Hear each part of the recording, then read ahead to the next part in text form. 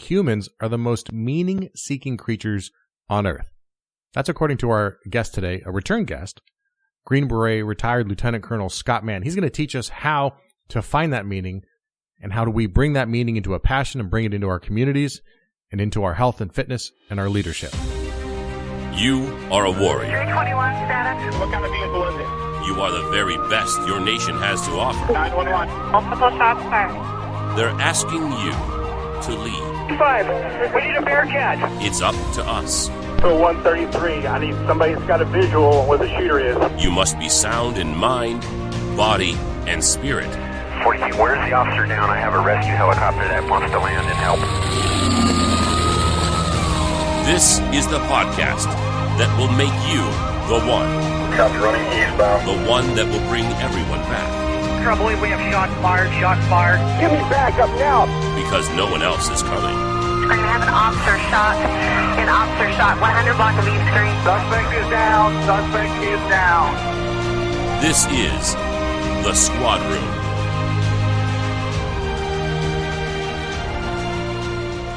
Hello, everybody. Welcome to another episode of The Squadroom, the podcast about navigating the challenging terrain of our demanding careers as law enforcement professionals. My name is Berets. I'm an active duty sergeant for a sheriff's office in Southern California, and I'm here to help you learn tactics and strategies for taking care of yourself, your family, and your community. If this is your first time listening to the show, thanks for stopping by and checking us out, and I encourage you to do two things. First is, if you like the episode today, don't forget to subscribe to the show on the player of your choice. But also, second, go back and check out some of our amazing guests on other episodes, like Lieutenant Colonel Dave Grossman on episode 62, or cardiologist Dr. John Scheinberg on episode 35, or DEA Chief James Capra on episode 85, or Ryan Mickler from Order of Man on number 67. I often get an email saying, hey man, it would be great if you had so-and-so as a guest. And I'd say, cool, well, check out. As a matter of fact, they were a guest on the show. So we have a lot of great guests we've had on. We have a lot more coming up. But check those out. And we have some return guests too coming up. Before we get to the interview, I want to remind you that you can get more information on this episode, including the show notes and links to things we talk about in this show by going to thesquadroom.net. And of course, you can also subscribe on Apple Podcasts, Google Play, Spotify, Stitcher, and follow me on Instagram and Twitter at The Squadroom. I want to also thank Ranger Up Clothing and rangerup.com for their support of the show. If you like Ranger Up t-shirts as much as I do, you can get 10% off your order by using the code The Squadroom. My guest today is one of my favorite people on earth, and I'm not saying that lightly. A man who could not be more genuine, who could not be more giving of his own experiences and himself, and someone who I've gotten to know, I'd say rather well over the last couple of years. And last year, we got introduced by a mutual friend, and then we sort of seemed to orbit the same world of a couple different people of friends, and got to meet real quick, and then he was on the show, and then I got to spend some time with him at his home in Tampa some time back, and we've kept in touch. And a true leader, Lieutenant Colonel Scott Mann, colonel in the Special Forces, the Green Berets, and also the author of a book called Game Changers, Going Local to Fight Violent Extremism, and also now a playwright. He is writing and performing a play that I just can't be more impressed with. His willingness to be creative and push himself out there and do these things that you don't typically associate with someone who is very much in the warrior class. So you can follow him and everything like that. Just go to thesquadroom.net and get links to all of his socials and listen to this episode. We talk a lot about legacy, about building our values and identifying our values. How we want to leave the world a better place, and what we can learn from his work in hostile terrains, and the desire for all of us to connect and be those meaning-seeking creatures. All right, here we are with Scott Mann. Scott, welcome back to the show. Hey, Garrett, thanks for having me on, man. Good to be here. It seems like it's been a couple of days, but it's been a while.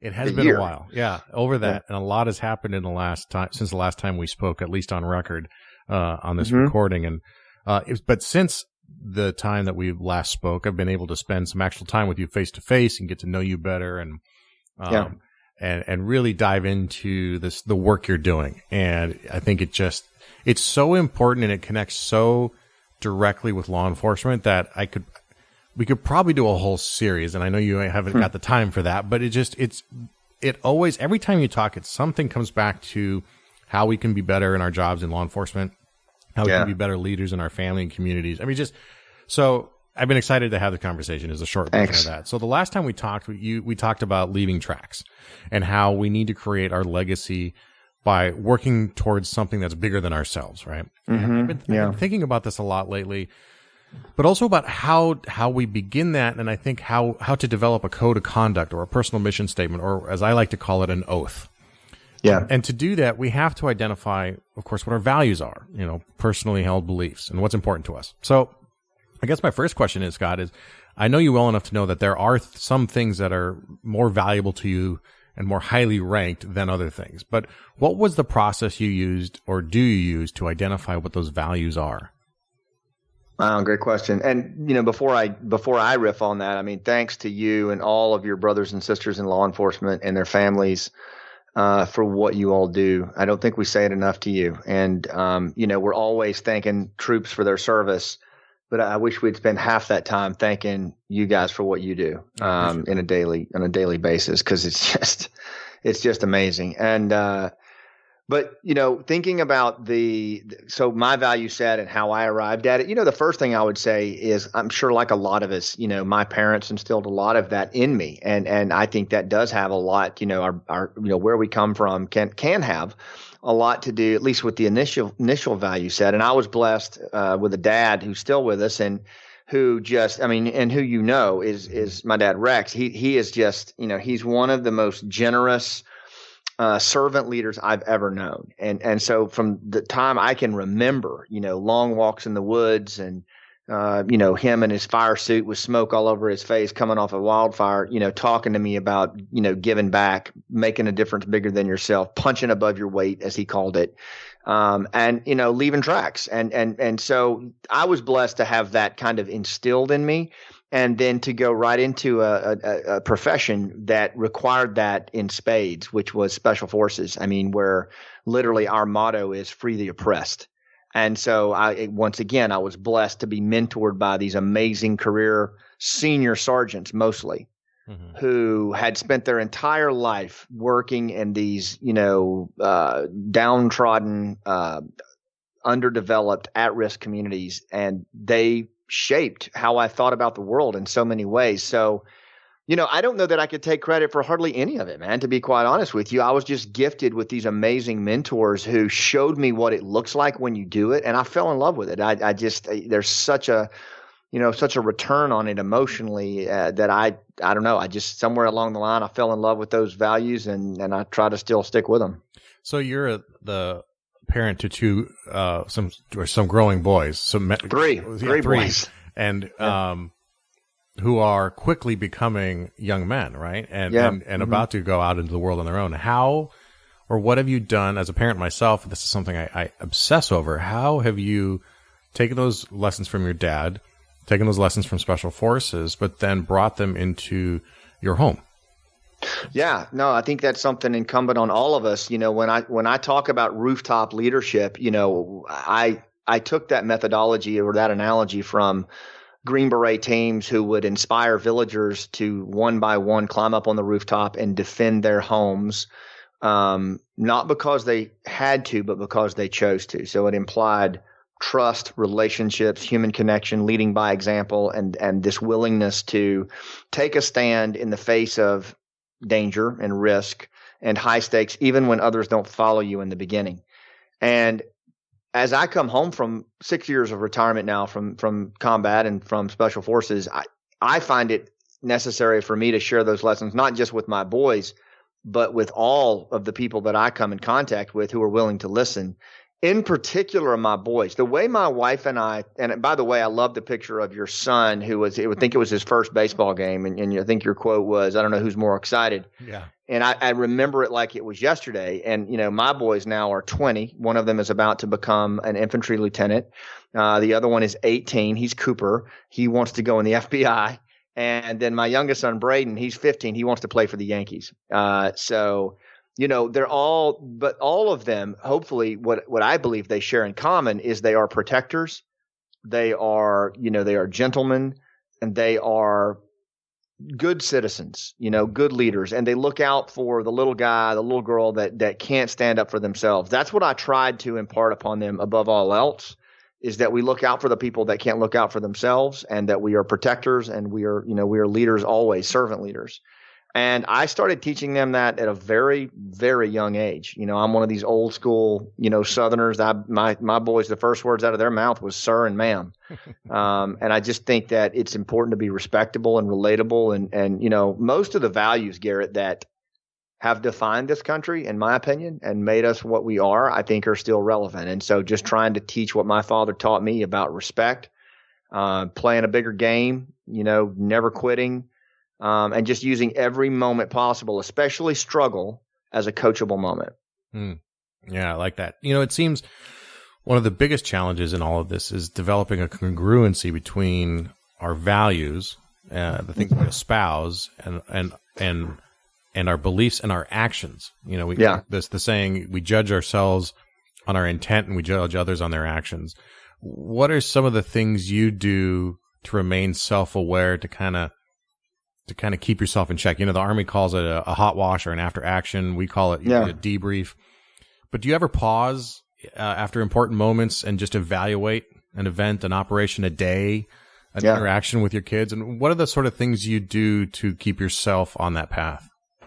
Yeah, so I think there's two levels to that. I think for all of us, first of all, I would encourage everyone listening to this to, if you get a moment, maybe check out the TedX talk that I did in Santa Barbara. I don't know if you can post it in your show notes, but at the very end, there's an exercise where you basically, you imagine it's your last day on earth, and the person who would hold your hand in those final moments is with you. And that person 15 years after you've passed is now having a conversation with someone who never met you, and they asked about the tracks you left, or if you said another way, the impact you left in the world, that is still being felt. And what would that be? What would those tracks be? What would you have that person say? I think it is so important to write those tracks down, whatever they are. A lot of times they have nothing to do with work.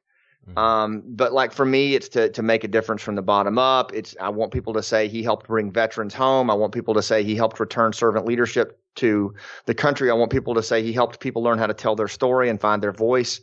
Those kind of things. He was a good father, a good husband.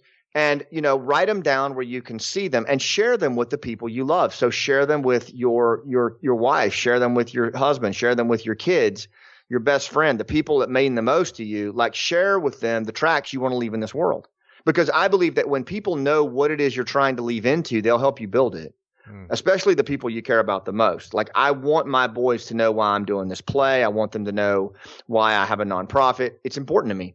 And I want to know what gets them up in the morning. I want to know what fires them up. What are they passionate about? What do they believe in, and why? I just think that's a really important thing to do. So that would be the first thing. And then I think you have to schedule moments to reflect. You talked about like a hot wash. You guys do similar things in law enforcement. There is an understanding in special forces and the broader military that after an action or an operation, you don't even drop your weapon or gear off until you've done your after action review, period. Like you might be standing there, unless it's life, limb, or eyesight, even if you're bleeding or whatever, you're going to be part of that after action review, because we've got studies that show crystallized learning and adaptation occurs in the moment. So like if you give a speech or a talk, or like your TEDx talk, the best time to make adjustments to your TEDx talk is literally 15 minutes after you just gave that talk, because you're in flow, you're still in the moment. So that's the second thing, is there needs to be it needs to be part of your culture, your self culture, and and the culture of those you lead, that immediately you go into a hot wash after you do an action, whether it was a staff meeting, an important seminar, a talk, a baseball game your kid played in. Like, it's just understood that before we go get ice cream, before we go get beers, we're doing an after action review, and we're going to go over what went right, what happened, what went right, what went wrong, and what will we do next time. And we immediately retrain on it right then. So, and I think you do that with yourself. You find times in the day that you do it with yourself and with your kids, and the people you lead. The final thing I'll say on that, Garrett, is we tend to do it the least with ourselves, right? Because there's always some BS reason not to do it. And I think in that sense, you have to schedule it. I am really big on regimen. I believe that the reason that Navy SEALs are such amazing organizations is because every morning, no matter where they are up at 5 a.m. swinging kettlebells, hitting the heavy bag, and sprinting as hard as they can. It doesn't matter if that's in Bagram, Afghanistan, or Balad, Iraq, or Baltimore on temporary duty. They're doing that, and that regimen, that rigor, that ritual creates freedom and power. And so if you're going to do a hot wash on yourself, you got to schedule it. Like if you got a big event coming, do you have it worked into your schedule that you're going to do a self hot wash after it's over and write it into your day? That was a long answer, man. I'm sorry. No, that makes a good podcast, because the less I talk, the more you talk, the better it works out. I think something I want to touch on, though, that in my experience, people who I want to say but you're a guy who's going to work, he's a cop, he's been a cop for a while, and he's pushing that black and white, and he's got his kids, and he's got his wife, and he's got his weekend routine or whatever. But he doesn't have this thing like a platform like either of us do. He's not giving talks. He's not running a podcast. They often, I think, the misperception is those things are for people like us, quote unquote, who are trying to grow something, an entrepreneurial kind of mindset or something like that. Whereas developing a clear purpose and why is for all of us, right? Even if you want nothing more than to go to work and do a good job and come home at the end of the day, you need to understand why you're going to work in the first place and what you're out there serving. Because I guarantee, and I this is from personal experience, if you don't have a clear understanding of what you're trying to accomplish at work that day, just for yourself, for your fulfillment, you're going to burn out fast. Yeah. Yeah. And if you go to work understanding that the fact that you are coming to work is serving something bigger than yourself, serving your community, serving this idea of democracy with a civilian police force, that is a much bigger, broader goal that brings you to work in the morning, gets you up out of bed. That's great, man. So let's break that down for a second. So first of all, for those listening, it's important to understand based on what I'm about to tell you. So Green Berets, which is what I did, we're radically different than Navy SEALs, Army Rangers, Delta operators. We are, I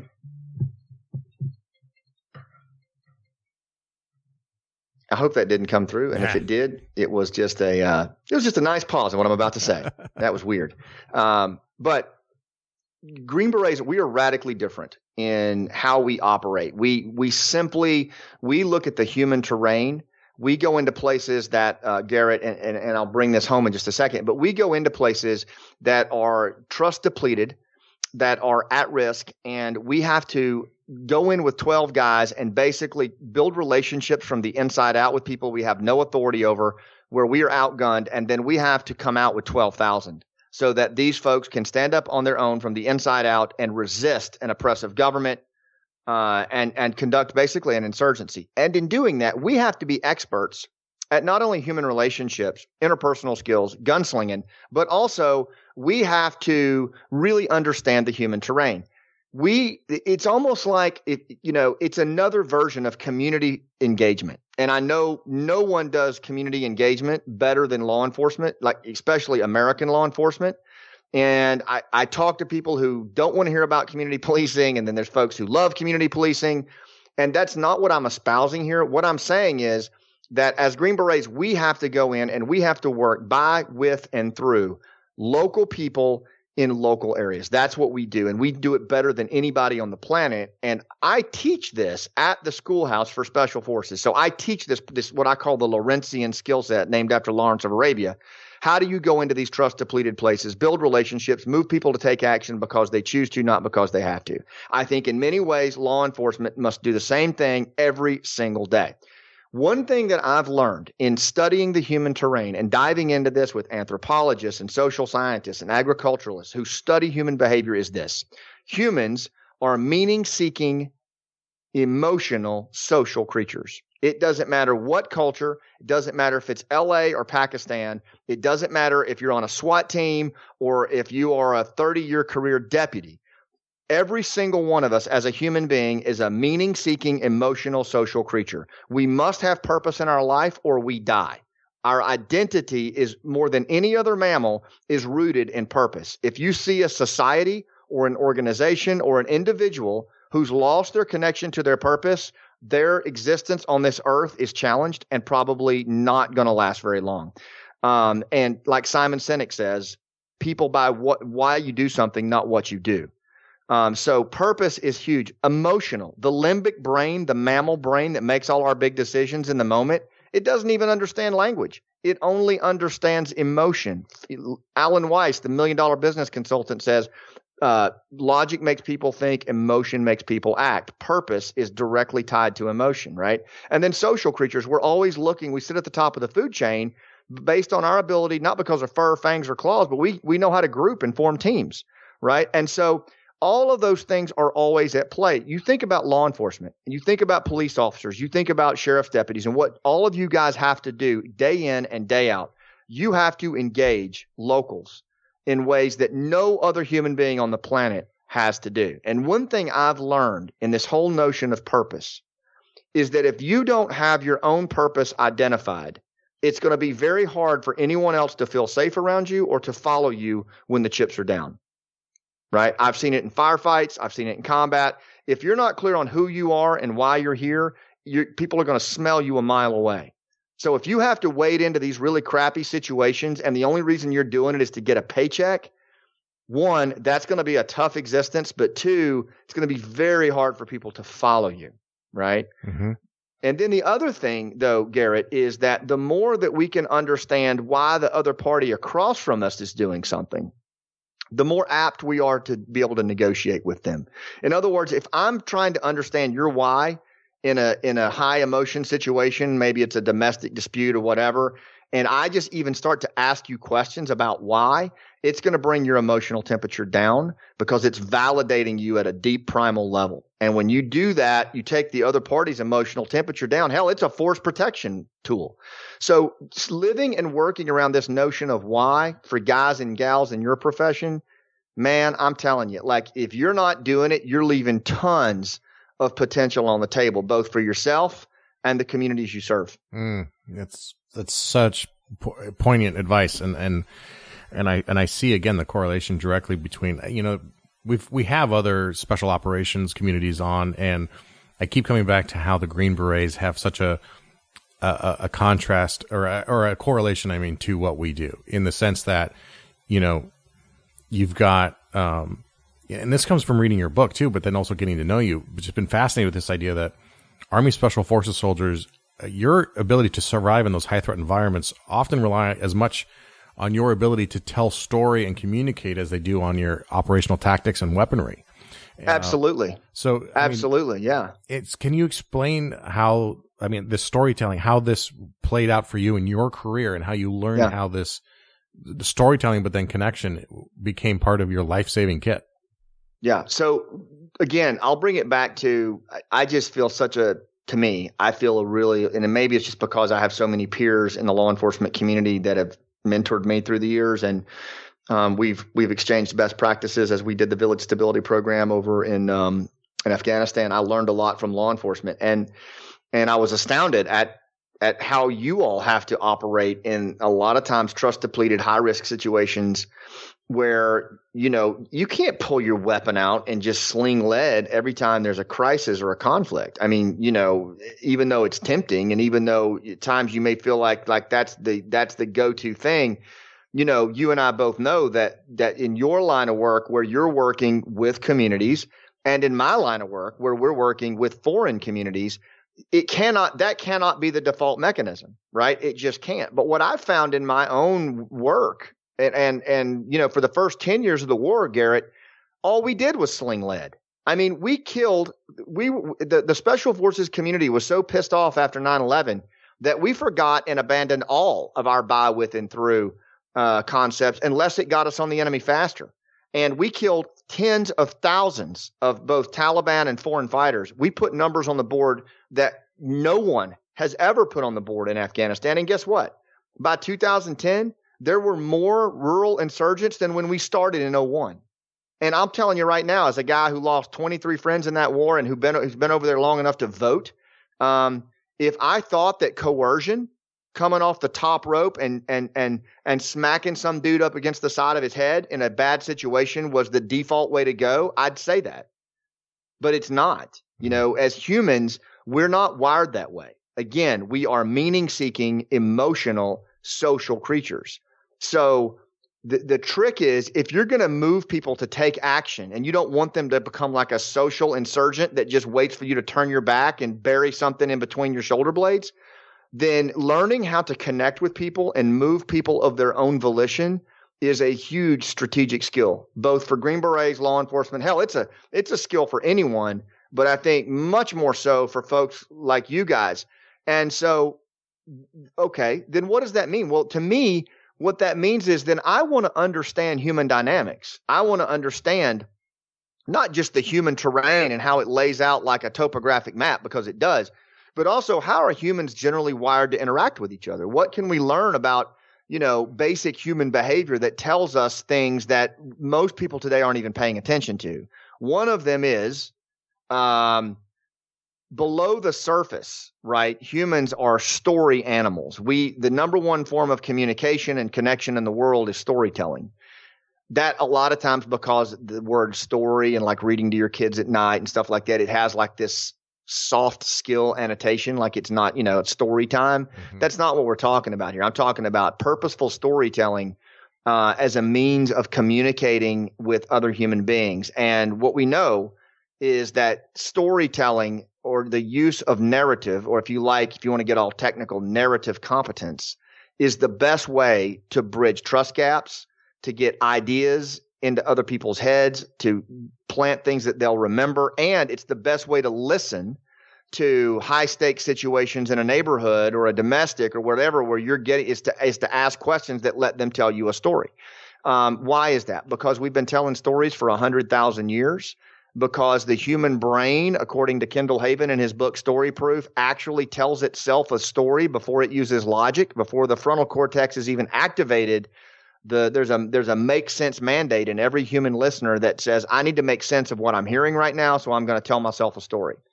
And the only way, and normally what happens is, so like let's say you come to my house to investigate a call, and I'm upset, I'm excited, and you're trying to explain to me, you know, or I'm trying to explain to you what's going on, but I'm just like being, you know, really standoffish. I'm not very communicative.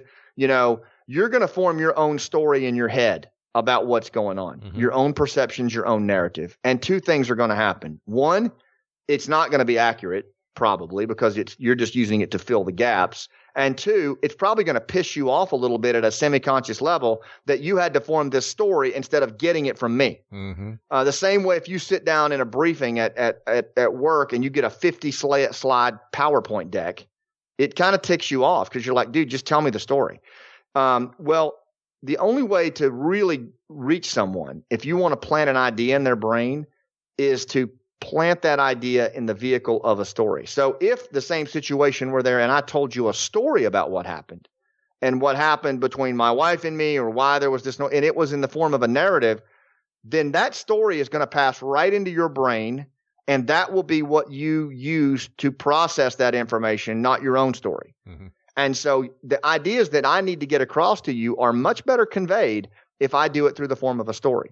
And it doesn't matter if you're talking to your boss, to your teenager about coming home on time, or to someone in the community. If you can convey your idea in a story, it's going to be 10 times more likely to resonate with the listener than if you just talk at them or give them a bunch of facts or poke them in the chest and say, because I said so.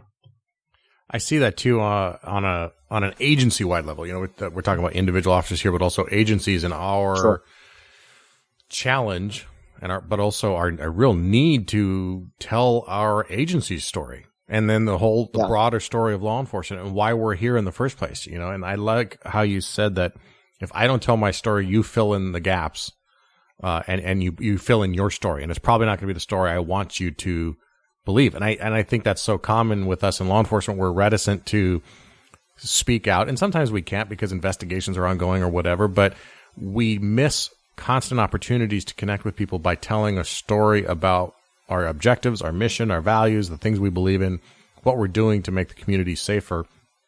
And then as a result, we end up with protests and misinformation and rumor mills because we didn't take the chance to tell our story first, and we let you fill in the gaps. Exactly. And the promise is, if you don't tell your story as an organization, I promise you someone is going to tell it for you. Mm-hmm. Someone's going to tell it for you. You're probably not going to like who tells it. You're probably not going to like how they tell it. And guess what? It's too late. Mm-hmm. It's not too late, but you're already way behind the curve because now you are reacting to their narrative that they've put out there. And in this day and age where the attention span is 8 seconds in the average civilian, that's 1 second less than a goldfish. It's not going to matter because the first narrative that gets out wins. And I tell law enforcement and military folks this all the time. If you are waiting or you are holding back on telling your organizational story, you are going to lose the battle of the narrative. And if you want to see how the battle of the narrative goes, look at ISIS.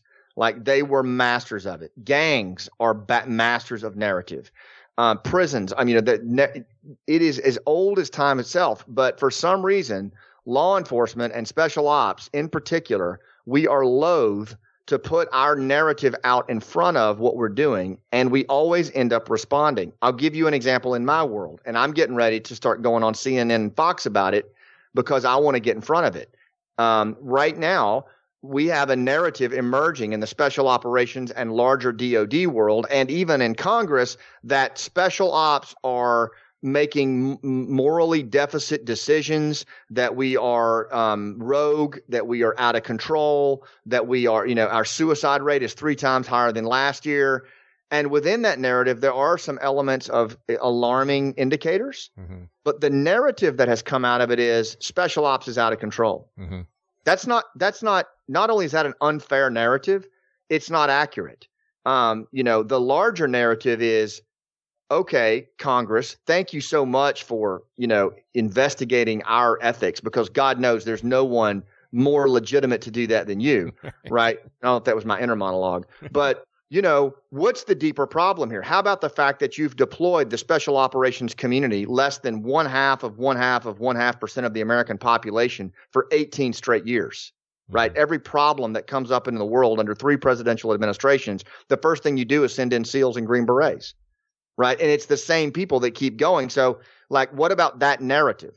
Where's the responsibility to care for the force? And after 18, 20 years, there's going to be some bad decisions made. There's going to be marriages broken. There's going to be all that stuff. Mm-hmm. But where, you know what I mean? Mm-hmm. So there's another narrative here, but the special operations community right now is not responding with anything. Mm-hmm. And so guess what narrative is going to carry the day? And I think that's true in your world as well. Absolutely. I would encourage any leader in law enforcement to always look at the organizational narrative that you're putting forward, especially in the eyes of your community and your citizens. Yeah, it's, for both of us, well, for you, the person who might fill in that narrative, if you don't do it, sounds like, could very well be Congress. For us, it's the media. Right? Yeah. If they instantly will take it, and every cop knows how accurate the media is on every occasion. But I often put the blame on ourselves, because we, like you said, we let them tell the story without presenting our side of it or our story. And left to their own devices, they're going to choose the most salacious, the most inflammatory, because that's what gets the ratings. If we can tell our story, which is obviously, well, hopefully the truth, we can prevent a lot of that. Yeah. I think, again, I'll leave it to you and the other leaders in your community to sort this out. But, I will tell you, in our community, a lot of it is, what is the story that we're telling ourselves, first of all, mm-hmm. as an organization, internally, down and in? What's the story we're telling ourselves? For example, in special forces right now, and I don't think I'm talking out of school, I think you guys can probably relate to it. We're a house divided right now. We are divided along this notion of, are we door kickers or are we Lawrence of Arabia? Right? That's a conflict that's going on right now in our community. And, both are very, very strong arguments, but, I tend to fall down on we are the Lawrence of Arabia. We are the relationship builders. We are the strategic connectors. Yes, we can kick doors, but we are not Delta Force, right? We are not, and I think that we've got to get that story straight with ourselves first, right? And I will just tell you, as a story coach, when I look at law enforcement these days, I see a similar incongruous narrative within law enforcement where I hear, okay, no, we're about the community. And then I look around and I see guys that are normal, beat cops dressed like SEAL Team 6, and I'm just being real. Like I'm not calling it right or wrong, but that is a narrative problem, right? I mean, and so how do you wrestle with that? I'm not sure, but those are things that not only do you have to figure out the story you tell the world, but what's the story we're telling ourselves? Who are we? And it's hard, but it's necessary, especially for what you guys do and what we do. Oh, you're so dead on with that comparison and what's going on, I think, right now. And you've got guys wanting to be door kickers, wanting to be the operators, and then guys and girls and women, of course, who, see the skill set, the softer skills, I guess. The challenge too is, I guess I'd say if there's such a thing as lucky in this scenario, at least the Green Berets are one unit nationwide, right? It's the same command, it's the same people. It comes from one top down. We have tens of thousands of different agencies around the country, each with their own ethos, each with their own mindset, each with where either the operator or the Laurentian. What a massive. It's never going to get solved on a national level, I think, in policing anyway. But I see that, and it comes from the top, and the values of what the people in charge are sending down and what they value. Yeah. So yeah. Go ahead. Go ahead. I didn't mean to cut you off. No. I'm just relating to that. Like, that's absolutely a divide that I see as well, and I don't say fall victim, but I straddle that line myself, because to be frank, kicking doors can be fun. Yeah. and necessary. And it's what sets you apart from the mundane, other ideas about life, or I'm not I always pick on accountants, but it's like, to me, the most horrible job I can think of is running numbers and sitting behind a desk like that all day. So, yeah. So just, it's enticing, it's inviting, it's exciting, it's necessary. It is that, of course, probably there's an element of hyper masculinity to it too, but there's a time and place. There's no doubt about that. We all need those times and places, but we need to be able to pull it back and use those other skills as well. And I don't think anyone would disagree with the fact that we can't be operator all the time, and we can't be quote unquote Laurentian all the time either. We need to be able to straddle, but that story we're telling people, I think, you need to work within the context of the story you're telling. Does that make sense? Like if you're telling the people of your community that we are communicators, we are relationship builders, but you're kicking doors, and that's the attitude you bring to every contact, that's not going to work. You're not in congruence. Going back to this whole question of congruency. It has to be congruent. So what are the things you think, though, that someone like me, who's I think you'll agree with this statement, that leadership is not a rank, right? It's a mindset. Yeah. But so for people who want to continue to develop their leadership skills and work up and down the chain, within their chain, to tell this story, how do they connect and use story within their own departments? This is a selfish question. How do we use story to tell our story, but also tell the agency story up and down the chain to get buy-in on this? Yeah, man, that's a good question. So, all right, let's come at it this way. The first thing is, I don't want to selflessly promote my own book, but there are some parts of the book that I think would really inform this discussion. Mm-hmm. In Game Changers, going local to defeat violent extremists, there is a section in there about this divide that we're talking about, and how that shows up when you have to deal with communities. And it's called Finding Lawrence. And I think it would be helpful. And I'm going to bring it to the story question in just a second. But, sure. As I think about, a law enforcement guy or gal out there who's looking at this problem set going, okay, yeah, but what about where I live, where, it's friggin' dangerous, and you've got to operate at the highest level. And I get that. Mm-hmm. Like, I totally do. Right. But what I tell folks to maybe think about it this way. Because I think the analogy is very similar to law enforcement. I believe today's Green Beret, and I believe today's law enforcement leader needs to be a combination of three people: Jason Bourne, Lawrence of Arabia, and the Verizon guy, or the Sprint guy, or whatever the hell he's called these days, right? So 3 areas. I think that we need to be surgically lethal. We need to be highly proficient in coercion when necessary. And we need to be able to flick that switch in a heartbeat. I mean, like, we've got to be able to go lethal or to whatever level of, coercion is necessary literally in a nanosecond, which means if you think about it, that implies even harder training. It's one thing to get in a stack going into a house and have your breacher up front and know that, frankly, that's all we're doing today is direct action, right?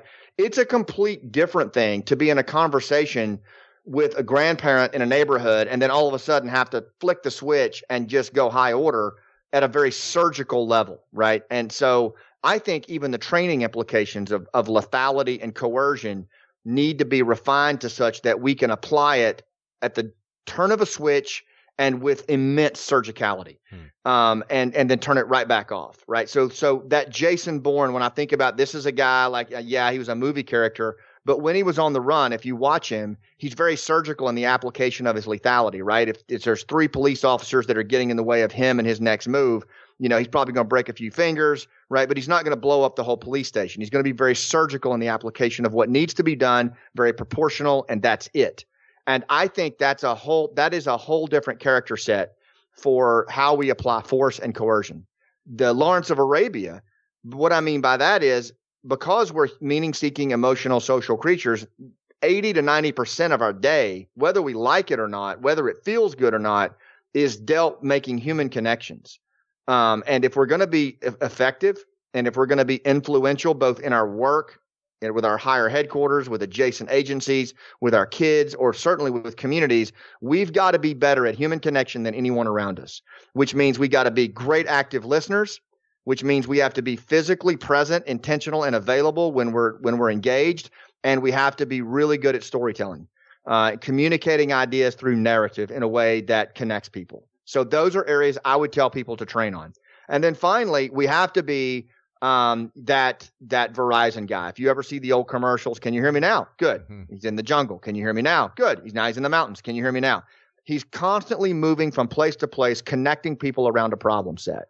I think today's law enforcement leader and special operations leader, who is the most relevant person in the room, is the one who understands the complex problems they face. Like, for example, our narrative is jacked and we've got to get in front of it, and can run the seams from top to bottom, sideways. 1 minute they're in the community, the next minute they're in the chief's office, and they have the articulation and narrative competence to connect people around that problem from all walks of life and unify them around this bigger problem and move them toward action.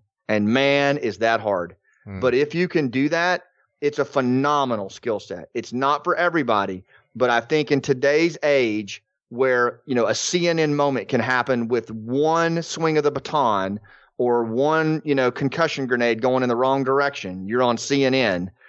You have to be that connector that can build these tribes and networks around complex problems. Can you build a tribe in a neighborhood that is divided along ethnic lines? Can you build a tribe within 3 agencies that can't even sit at the same table without pulling their knives out? Can you build a tribe within your own team where 3 people are practicing in-group, out-group behavior because of old biases? Like whatever. Can you be that person that bridges the trust gaps? Because trust gaps are everywhere around us. So those 3 avatars, Garrett, I think, and combined where each of them shows up in the moment the way they need to, I think is a very relevant avatar for today's law enforcement. Because if you think about what you all have to do and what Green Berets have to do, they're very similar in by, with, and through local people. One of the things that strikes me about that is that, a lot of quote unquote leaders, they want authority, but leadership is not really about authority. It's about being authentic. Yeah. And to tell the story and to get buy-in, you have to be authentic. And, Scott, you truly are one of the most authentic people I know. And you've been working on your own progression, since, transitioning out of the military. And you mentioned the play, and I want to touch on that, but, the is it possible to teach authenticity to people, or is it just words of encouragement? Because you're an authentic guy. How do you do it? So one of the biggest questions that I asked myself when I came out of Special Forces, because I wanted to share these skills with my children and I wanted to share them with other servant leaders, was, in the Q course, we are graded and evaluated on our instinctual ability to establish rapport. And that's so stated in our manuals. Mm-hmm. But, okay, that's great, but you can't teach instinct. You can't really, is it even fair to grade someone on instinct, right? Can rapport, interpersonal skill sets, human connection, can that be trained? And my answer is it absolutely can. You absolutely can train on this stuff. And it is, whether it is storytelling, active listening, making better connections, negotiate, you name it. All of it is both art and science. And for years, we have defaulted into like either you're good at it or you're not, right? And if you're not, then I guess I just got to beat people upside the head. But the reality is, that's just not true. There's a whole body of evidence and science now on how to train in these arenas. And my website, actually, it's all free, rooftopleadership.com. I'm constantly doing video blogs on this every week about how to get better at it. And so that's the first thing I would say. Now, to your question about authenticity. First of all, remember, we are meaning-seeking, emotional, social creatures. So what does that mean? Let's take the social part for a minute. As a human being, unless I'm a sociopath, I'm always looking for who I can connect with and team with to gain more resources, to protect the resources I have, and to maintain my honor in front of my clan. That is a primal biological requirement that is still in my body, just as it was 250,000 years ago. So I'm always semi-consciously looking for who I can connect with. Mm-hmm. So are the people across from you. So, for example, we know because we've measured brain activity when we've done storytelling and interpersonal connection. If you, for example, talk about to your kids, like maybe your kids are going down the wrong path. Like I've had some issues at times with some of my boys that I've had to like call them out. Rather than lecture them on what they should be doing, I talk about some of the struggles I went through as a teenager and some of the things that happened to me as a result of it. And it's not comfortable. It's very uncomfortable to talk about. But when I do that, when we talk about the struggles we go through and the things that scuffed us up in our life, it actually makes us much more relatable to the people listening. Because remember, we're always looking for the people we can connect with. And you're right, authenticity is what we look for in people. But what is authenticity? It's nothing more than relatability. And what is relatability? It's a person who's willing to share his or her struggles in the service of others. I like that definition of it. Now, I want to transition a little bit. I've been getting a lot of emails recently from people who just discovered the show, and they're going way back to episode 1. Right. And where I talk about my struggles and that's my first attempts to be truly authentic about where I kind of bounced off rock bottom with my, mind, body, and spirit. And I was, trying to navigate all those things. And that's why the whole show started. And I'm sharing with them that journey and then, that they need to make a change. And I always tell them and I implore them to make a decision and then just decide to be one day stronger tomorrow. Yeah. And love that. You've got in the military, but you have a story about the mission decision line. Yeah. And I relate that sometimes when I think and I'm talking to these people, I think back to you telling that story and about how they just need to make that MDL decision. So I was hoping you could share that. Yeah. A lot of times I come across leaders who feel like, they look at the other leaders around them or the people above them and they're like, I could never do that. I could never achieve that. That person's lucky or that person's gifted or that person got all the breaks, whatever. And I've had people say that to me, and that's where that story came from. The mission decision line or the MDL was, hey, you've never have to, you've never had to go through that. You're a Green Beret. You've been trained for all this. You don't know what it's like to feel the self-doubt, the self-consciousness. And I just laughed and I'm like, you trust me, every single time, I do something in front of people, I feel that. But certainly when I was a commander in Special Forces, I felt that all the time. And when I was my first ground mission in Afghanistan, I was a task force commander going into a place that was so remote that the locals there thought the Soviets were still in the country. And we were going in there with like 50 Green Berets and about 250 freshly trained Afghan National Army soldiers who were no more than 14 years old. They'd never heard the crack of a round in combat. And we were going into an area literally that was the home of Mullah Omar. And we knew that it was going to be a buzzsaw the second that we landed. We were going in with a massive formation and only about, 10 Green Berets per group of 50 max. We knew we were going to be hit as soon as we landed. 7 different landing zones. So the force was split across 7 directions with almost no close air support. It was all going to be, organic. And so, and I'm the task force commander with 7 maneuver units, most of them foreign national. And I can remember as we walked to the airfield with all the rotors turning and, trying to have our little Top Gun moment as we're carrying all our gear and looking cool, and I'm trying to look cool on the surface because I'm walking amongst these real heroes here, these giants, these non-commissioned officers who have fought for years in places like Colombia, El Salvador, Panama. And like, I got to lead these guys, right? And so I'm just trying to give off this persona that I'm as cool and collected as they are. But inside, man, like my gut is churning. We get on the aircraft. We start doing call checks. I've got, a headset on. Everybody else does. And we start to lift off. And I literally feel like I'm going to throw up. I'm so nervous. And it's nighttime and it's doors are open and, we're sitting in the chopper with our legs hanging out. And I can just remember just like literally thinking, what's going to happen if we hit the ground and we start taking fire? What's going to happen if we start taking casualties? What are my emergency frequencies? What the hell am I doing here? Why am I leading this mission? There was so much self-doubt coursing through my body. And as we were doing that, I finally thought, okay, I got to do something to take my mind off of it because it was seriously getting in under my skin. So I pulled my map out with all of our phase lines on it. Now, phase lines as you're flying are just linear features like roads, valleys, terrain features that allow you to see where you are on the ground and on the map. And so as we're crossing each phase line, the pilots are calling off phase line Tampa, phase line Arizona. And then, they'll call back from the headquarters, Roger, phase line Arizona. So the headquarters all the way back to Tampa are tracking us on this mission. We're little blips moving across the map. And, and I'm sitting there listening to that. And then when they get to phase line North Carolina, like something just happened in me. Something felt different. And I realized that phase line they had just called was what we call the mission decision line. It's the MDL. And what that is that when you cross that line, it is the point of no return. There is no longer an abort. Up until that point, you can get pulled back. And we did several times for this mission. It's kind of like a delayed launch from, like Cape Canaveral.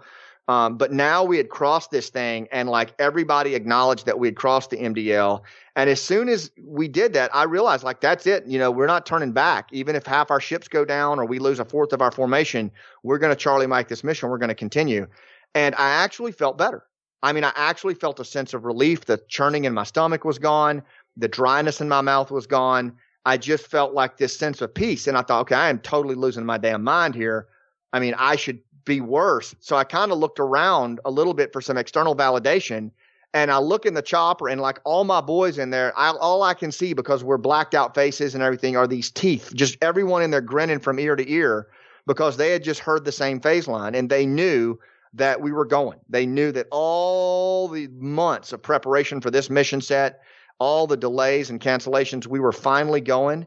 And whatever was waiting for us up those mountains tonight, like we were going in together and we were going in with everything we had. And it was just this sense of again, it was like a relief. There was no plan B. There was just full on commitment to the task at hand. And I think that's necessary for all of us because we're constantly facing these challenges and battles that are bigger than we are. And we wonder, am I good enough? Can I do this? And, I tell my boys all the time, look, figure out that line in time or space or wherever it is between where you are and where you want to be and make that your MDL, right? And you can bitch and moan and cry and whatever you want to do until you cross that thing. But when you cross it, suck it up, lean in and go because it's mission time. And there's no looking back until your mission complete.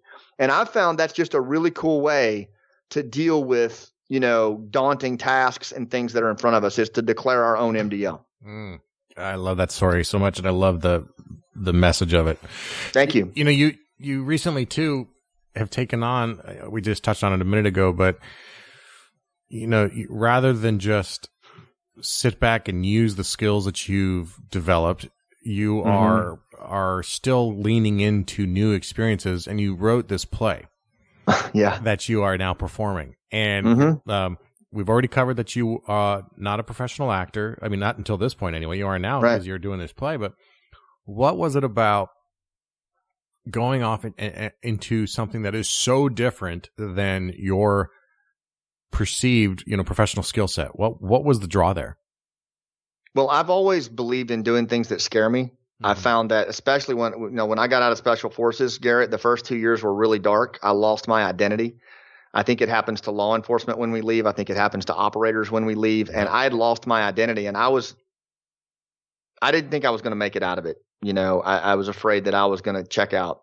And, I really found myself again through storytelling and sharing my story with others and getting on the stage and just talking about my buddies that were gone and lessons that I'd learned. And I just fell in love with storytelling, and I found my voice again. And by finding my voice, I mean, I was as fully expressed when I was on the stage talking about life in Special Forces as I was when I was in it, maybe more, because I felt like I was honoring those that had served. Right. And I don't know if you've ever seen the movie 300, but there's the one guy who walks back from, Leonidas sends him home because his eye is injured, but he sends him home to tell the story to the rest of Greece to mobilize them against the Persians. And that's what I feel like when I'm storytelling. I feel like I am telling the story strategically for those that don't have a voice. And I just talked about the false narrative that's going on with our community right now. And I felt like, you know what, the world always hears these stories about the first in. They always hear about the Navy SEALs kicking the door in, the small team of Green Berets that went in, 12 strong. But that we never hear about the last out. We never hear about those men and women who keep going back year after year after year after year. I mean, I've got friends that have 12, 13 deployments. I mean, I had 4 in Afghanistan alone. And we never hear about, and it's the same men and women that keep going. And, our families are devastated. Our spouses are so overstressed and have their own trauma. And we never hear that story. Yet we see these politicians all the time bragging and touting the power of the U.S. military and how our special operations can be thrown at any problem. And I just thought, I'm kind of tired of this. I want people to really see it's not an anti-war play, but I want them to see, I want to lift the tent up and I want to show them for 85 minutes what it's like to go to war for 20 years. And so I selected a character that was based on 3 of my team sergeants who have fallen. And his name is Danny Patton. He's a team sergeant in Green Berets. And the name of the play is Last Out, Elegy of a Green Beret. And the play is about Danny dies in the first scene. He's on his 10th tour in Afghanistan, and he's almost retired, and he's killed.